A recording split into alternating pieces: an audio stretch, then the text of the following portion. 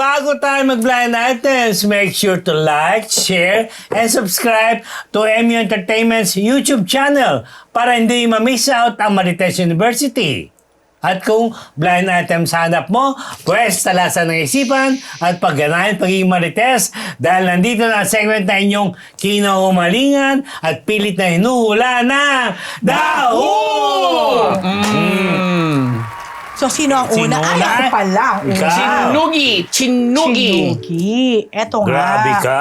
Oy, ano magagawa ko? Chinugi siya. Chinugi ng manager. Actually, itong manager na to, parang manager discoverer nitong aktor na to. So, chinugi ang aktor ng kanyang manager. Dahil? Hindi na daw matake nung manager tong mga ginagawa ni Ugali. aktor. Oo. Ugali, in a way. Well, hindi naman mabait naman si aktor kung titingnan mo. Kaya lang pagdating sa trabaho kasi, ang dami daw dinidemand. Ang daming ina-expect. Pero Big tong si star ba aktor siya? naman, ang daming tinatanggihan. Gets mo? Diniman siya. Ang alam ko, kahit dun sa network niya, binibigyan siya ng mga shows, tinatanggihan. Ay, bakit? Ayun ang trabaho? Itong si aktor na to, medyo na ano to Naras? humaling, talagang quote and unquote, sa pagbablog. Alam mo, ito sinasabi ko, akala ng mga artista siguro, porket, nagkakaroon sila ng mga subscribers sa vlogs. Pero kung sila ay hindi na napapanood, hindi na Wala aktibo rin. sa television at sa pelikula, magsasawa sa inyo, wala rin yan, di ba? Kumbaga, bago naman kayo maging vlogger, yung pagiging artista nyo ang dahilan kung bakit sila pinanonood o sinusubaybayan. So siguro baka ngayon, baka nararamdaman na ni aktor na hindi na ganon. Katulad dati, yung siguro yung dami ng views Ang niya. ingay ni Diego, naririnig namin ng boses. Tapos, Grabe. Yung dami ng May views sakit niya. siya na, So, parang nagtatanong, parang nagde-demand sa manager na Ba't wala akong project? bigyan siya ng project. mga ganon. Parang ganito nangyayari. Sa akin, kulang. Parang nakukulangan. Doy, instead na, di ba, usually, ang artista ang tsumutsugi sa manager. Ito, ang manager ang nagtsugi Chugi sa kanya. Sumikat ba itong young actor? Young actor ba to? Well, pwede pa rin consider na young. Kasi single pa naman. Nagbibida siya. Nagbida na. Mhm. Medyo hunky-hunky. At Ganon. nahook sa vlogging. Sino kaya Parang ito? ganon, yun. Kasi siguro talaga namang mas, pwede mo sabing mabilis din ang pera. At Depende rin. sa depende rin. gawa Pero rin, di siguro ba? ika niya, hawak niya yung oras niya. Di ba? Mas hawak niya yung oras niya. So, yun. Madali lang yan pag ano ka PhD lang, ano ang kanyang content? Ano ang kanyang content? Iba-iba. Diba? Talaga. Hindi yan, luman-luma na yan, Ano? Iba-iba. Iba-iba ang content Oo. niya. Baka Basta follower ito ako nito ay, Hank daw. Yes. Chinugi ng manager At niya. mukhang may mga naipon naman. Kaya Dahil lang sa siguro, pagbablog. pwede, saka dahil din siguro sa pagiging artista niya, no? Yan daw ba? Hindi. Hindi raw yan. Yan, Tsaka active yan eh. Basta Napapanood ko sa TV. Ang dito, ang bottom line, yung nagde-demand ka, nag-expect ka, pero ikaw ay hindi naman nagbibigay. Hindi mo ng, dinideliver yung ano. Yes, Oo. exactly. Yan, Yun nag-asaro yun. ba rito? Hindi pa po nagiging guest dito. Yan ang Hindi pa another nagigest clue. dito. yeah. Okay. So, una muna gusto kong batiin. Ang aking pinsan na Irene, kung napansin nyo, ay hindi siya visible ngayon. Oy, Irene Pero check manonood yan ng replay natin. Irene mga hello. Dahil ngayon ay on the way siya going to my favorite country. Australia. South Korea. Wow, so core. Yeah, so happy trip. Enjoy my my country. My country, oh. And gusto kong batiin ang mga kasama niya doon, ang kanyang mga high school friend. Nakilala ko rin si Winky na manggagaling sa US. Winky? Si Cheryl at saka si Simonette. Simonette na galing naman ng Australia. At si Rego, na katulad ni Irene, ay galing ng Manila. Kaya enjoy kayo dyan! Annyeonghaseyo! Oh. Nakakaloka yan si Irene, no? Kasi pag naririnig ko pag kinikwento ni PhD, yung nagpunta ng Palawan, kasama Ayan. yung mga classmates, parang ang saya-saya ng Ay, grupo ang nila. saya-saya ng kanyang life. Oh, yun, tsaka yung mga kabatch niya sa high school, siguro college, Yes. na nagkakaroon ng time na sila magsama-sama, from, no? Colegio de Santa Rosa. Ah. Supposed to be daw, gagawin nila tong reunion na to noong 2021 yata o 2020. Ngayon Nagkaroon lang ng pandemic, matutuloy. di ba? Yeah. ngayon Enjoy, matutuloy. enjoy Korea. Yan. Mhm. Tapos, syempre gusto ko ding, ay batiin natin ang sisterette ni Alan D. Ah, yes! Na kinasal sa isang afam. That's sweet, Socialite sa Tagaytay. Congratulations! Ang bongga nila ni Tita Bebot ng Colorete. In pink! Yeah, forever kakamping, ika nga. Yan. And batiin na rin natin yung mga binabati ni Mr. Po. Of course, si Alan, si Lito Lito. Maniago, si Sneezy McDonald. yes. Sneezy McDonald. Yun ang mga regular of course. And hello Ate Janet, hello Mars Ching, hello din Arkin, and kay Jed. Pagaling ka. Okay? At sa aking anak, God bless yung exam this whole week. Okay? Yes, Gio. Mm. Kaya yan. Next! Akin yan. Para namang pang Viva Max na naman itong aray nga, na malamang. ito. Ito nga yan. Ay, ito nga. O, merong isang leading lady na bibidayin. Talagang ang hilig niyang makatipo ng kanyang kapareha. Yon. May natipuhan siyang gwapo rin na Kaya lang yung kapareha niyang aktor, nanataypan niya.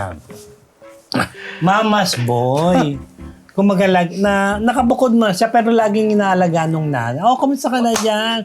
Bantay-bantay. Pero lagi siyang nag-uwi doon. Pag wala na yung nanay niya, nag-uwi siya ng babae. Ay, Yun. Ano yun? Siyempre, lalaki siya, di ba? Diyos ko, hindi yan. So, one time, basta may nagustuhan siya ng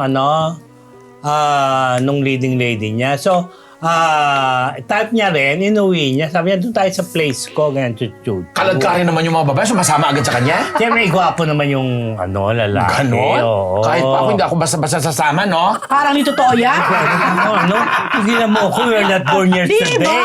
Oo. So anyway, kaya. And basta, usually hindi niya alam, pumunta pala yung nanay niya bago sila makarating ng babae, ng lalaki. So na-booking. Hindi. So, Julie Yap. Hindi man Julie Yap. So, may naglinis yung Nanay. Nanay, pinalinis lahat yung mga tapos sinay.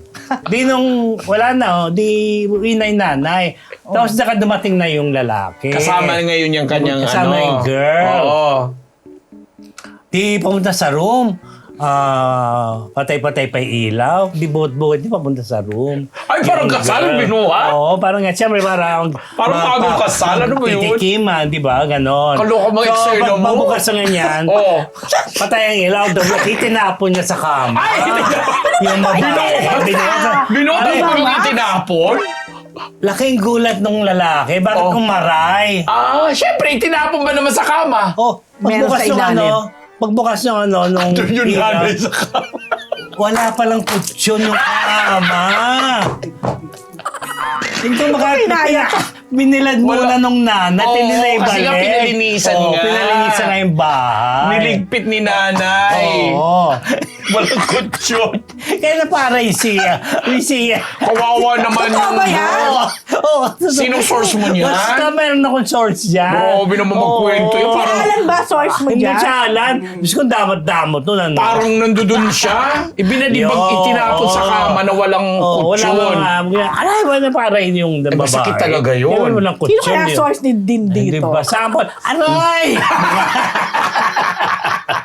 Clue sa actor. Teka lang. Pero may naganap naman siguro. O may nagano naman after, di ba? Miski na matigas, di ba? Ay, hindi talaga magaganap pag walang matigas. Clue sa actor. Yung, ano pa nga, junior actor na kasi isa eh. Kumbaga, Junior actor. na, Bata pa. napapanood pa rin naman ngayon. Tapos yung isa, yung leading lady niya, ano pa rin, active pa rin sa showbiz, sa series. Pero hindi naging sila, tikiman lang ito. Tikiman lang yan. Kasi galing nga nung leading lady na tumitikim naman nakakapareha niya. Gusto ko tuloy makilala yung nanay. Ugali nung Yung nanay, leading man na tumitikim. Yun, tapos yung nanay niya, busy pa rin sa showbiz. Yung nanay? Nanay showbiz din. Showbiz ang nanay. Yun. Tapos, may anak na ang hirap naman yan. Yes. Laki. Okay, mga Marites. Hindi ko Ito, maano. thank you kay Nico Punsalan, anak na Albert yung panganay. Hi, Nico! Birthday? Hindi, binigay. Ay, Wow! May trabaho na si Nico, ibang may trabaho klase. na, may komisyon. Mm-mm. Di ba? Hindi yan, Sige na, sunod Next, na. Ito, good sport. sport. Pang light lang ito, pang emote. Kasi hinahangaan ng mga kapwa niya, singers and performers, itong napakagaling na babaeng singer na to. Kasi sa isang okasyon na napakalaking okasyon na maraming mga guest, maraming mga tao na talaga nagdumayo, na ang bilis ng hula. hindi yan.